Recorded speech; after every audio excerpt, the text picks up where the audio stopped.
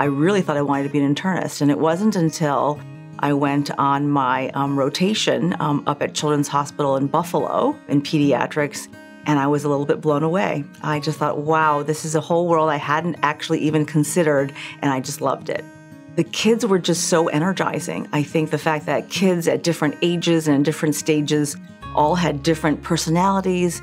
They were really different in terms of even along the same course or path of their lives. They were different. Having that continuity with them was just amazing. And the people that worked with kids were amazing. I think pediatricians really were, one of the main draws actually to pediatrics. I love treating children because there's this inherent resilience and optimism.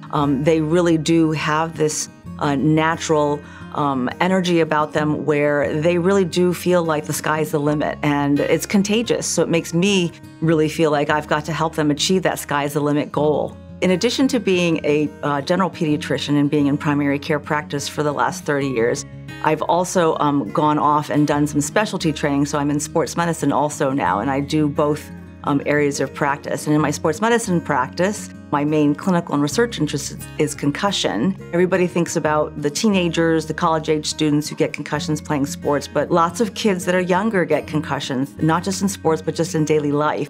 We have had a real focus and emphasis in trying to make sure we screen for and identify kids who have mental health or mood issues after concussion, because often they go unrecognized, and we're trying to make sure that we are supporting our kids with that. And I remember asking a little 8-year-old girl, and she was in with her mom with a concussion, and I asked all of my kids at that age, are they feeling particularly sad or worried or something that's making them down?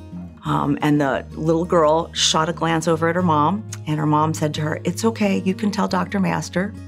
And she said to me, "I'm sad, and I don't know why."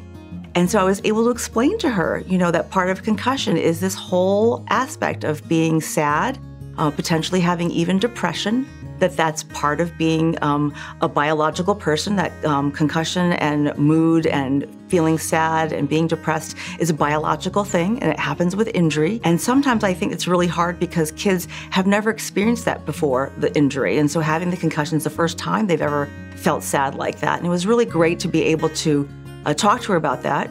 Clearly she had spoken to her mom about that, but I was really, really glad that I was able to be there for her and for them, because it was something where, again, even at 8 years old, she recognized that it was something that she wasn't sure she could talk about.